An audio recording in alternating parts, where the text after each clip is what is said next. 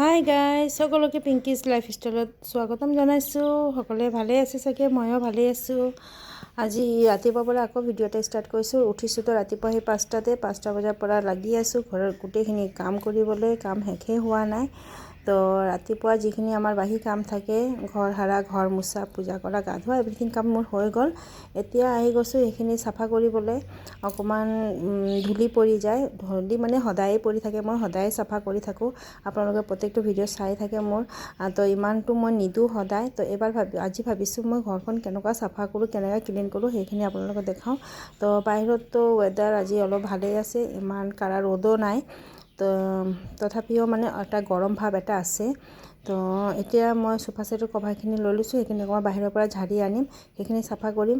গা ধোৱা পাছতে মোৰ কৰিব লগা হ'ল, একো উপায় নাই। কেলেকি মই ৰাতিপুৱা গা ধুই লওঁ, ভাল নালাগে। আৰু পাছতো আকৌ এবাৰ গা ধুবই লাগিব। সন্ধিয়া টাইমত গা চা ধুইয়ে মই আকৌ পূজা কৰিম। তো এতিয়া মই সেইখিনি চাফা কৰি লৈছোঁ। আজি মানে অকণমান বেছিহে চাফা কৰা হ'ব, মানে মই সেইখিনি ভালকৈ বহুত দিন হৈ গ'ল চাফা কৰা নাই। অলপ ওপৰৰ পৰা ঝাৰি দিওঁ সদায়। তো আজি অকণমান ধূলিকেইটা ভালকৈ মুচি দিম। যিও আমাৰ চোফা ছেটত হেণ্ডেলকেইটা থাকে নহয়, মই ঢাকি থওঁ সদায়, তেতিয়াও তাতে এটা ধূলি পৰি যায়। আৰু সেই ধূলিটো যদি আমি সদায় নুমুচোঁ নহয়, তেতিয়া পিছত সেইটো বহুত ডাঠ হৈ পৰি যায়। তো সেইকাৰণে মই অকণমান ভালকৈ চাফা কৰিছোঁ। চোফা ছেটকেইটা চাইড কৰি আজি নকৰোঁ, মই 15 দিনৰ বা 20 দিনৰ মাজতে এদিন চোফা ছেটকেইটা চব টানি লৈ আহোঁ, তাৰপিছত চাফা কৰোঁ। তাৰ পিছপিনেও অকণমান ধূলি পৰি যায়। তো আজি মই সেইটো নকৰোঁ। তো আৰু এনেও পূজা আহি গৈছে, পূজা এতিয়া মাত্ৰ 2 মাহ আছে।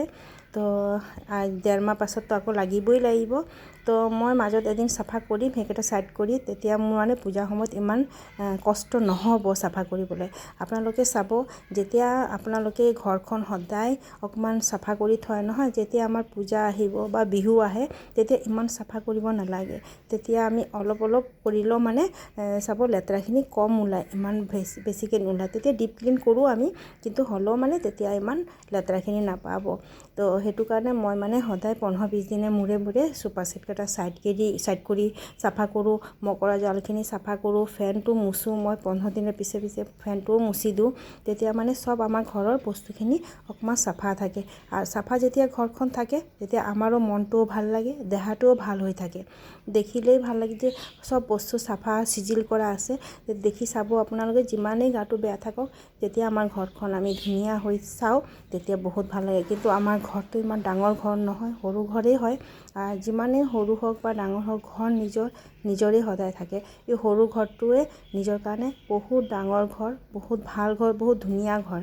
আৰু এইটোৱে আমি ভাবোঁ যে সদায় চাফা কৰি, চাফ চিকুণ কৰি আমি থওঁ, আৰু অকণমান ধুনীয়া কৰি থওঁ। যিমানটোৱে বস্তু আছে সিমানটোতে আমি সুখতে মানে সেইকেইটা লৈ থাকোঁ, সেইকেইটা ধুনীয়া চাফা কৰি থওঁ, ইমান লেতেৰা কৰি নথওঁ।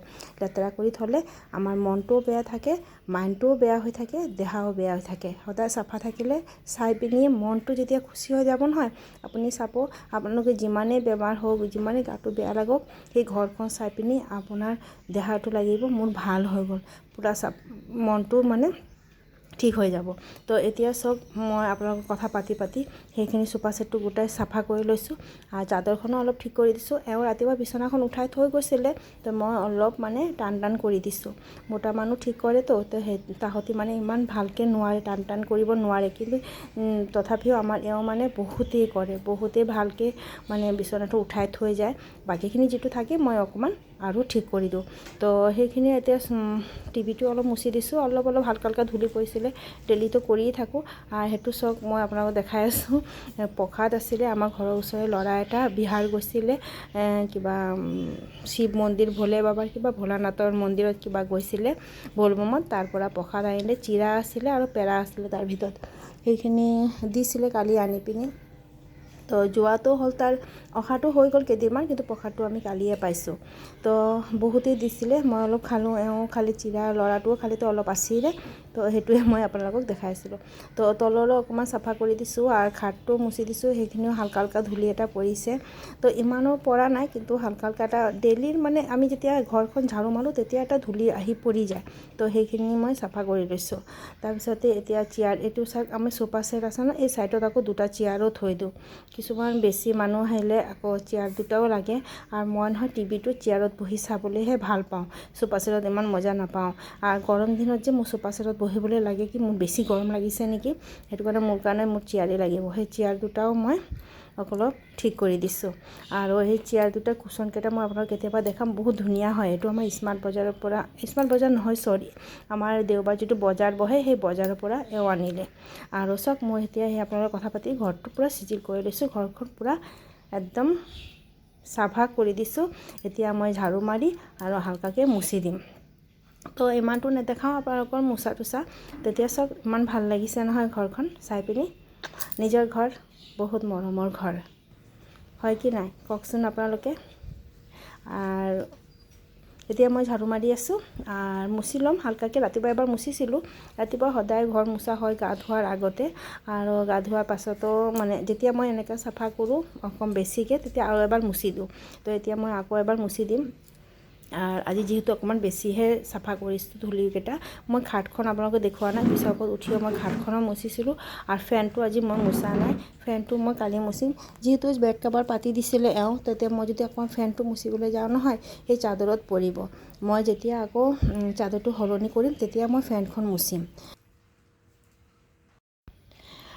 কালি যেতিয়া আমাৰ ৱাশ্বিং মেচিনটো আমাক দেখাইছিলে কেনেকুৱা মানে ইউজ কৰিব লাগিব, তেতিয়া মই কেইটামান কাপোৰ ধুই দিছিলোঁ। তেতিয়া গধূলি হৈ গৈছিলে, তো হালকা হালকাকৈ অলপ তিতা থাকে। তো যিহেতু ইমান গৰম নাছিলে, কাপোৰকেইটা শুকোৱা নাই। আজি মই ৰ'দ লগাই পিনি এতিয়া থৈ দিছোঁ জাপি পিনি।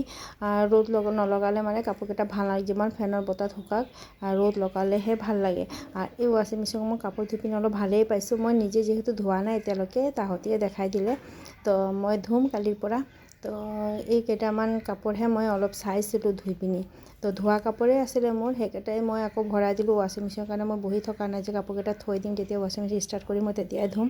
তো সেইবিলাক মই কৰা নাই, মই আগতেই কাপোৰকেইটা ধুই আছিলোঁ। ৱাশ্বিং মেচিন অহাটো আজি 2-3 দিন হৈ গ'ল, আজিহে আহিলে আমাক ডেমো দেখাবলৈ। তো তাতে সেইকেইটা ধোৱা কাপোৰকেইটাই দেখালে। তো সেইকেইটা মই এতিয়া আকৌ বতৰটো বেয়া কৰিলে, পূৰা বৰষুণ দি আছে। আৰু মই এতিয়া খানাও বনোৱা নাই, খানা বনাই ল'ম। আৰু বৰষুণ দি আছে এতিয়া ভাল লাগিছে। বহুত গৰম পৰিছিলে, এই গৰমত মানে অলপ বতাহ দিয়াৰ কাৰণে, বৰষুণ দিয়াৰ কাৰণে ৱেডাৰটো অলপ ঠাণ্ডা হৈ গ'ল। তো অলপ হালকা ৰ'দ আছিলে, তেতিয়া মই কাপোৰকেইটা মেলি দিছিলোঁ। এতিয়া আকৌ বৰষুণ আহি গৈছে। আৰু আমাৰ বেটাৰীটোৰ অৱস্থা চাওক, ইয়াৰ ভিতৰত নহয় নিগনিকেইটা এই কাপোৰকেইটা চব গোটাই দিলে।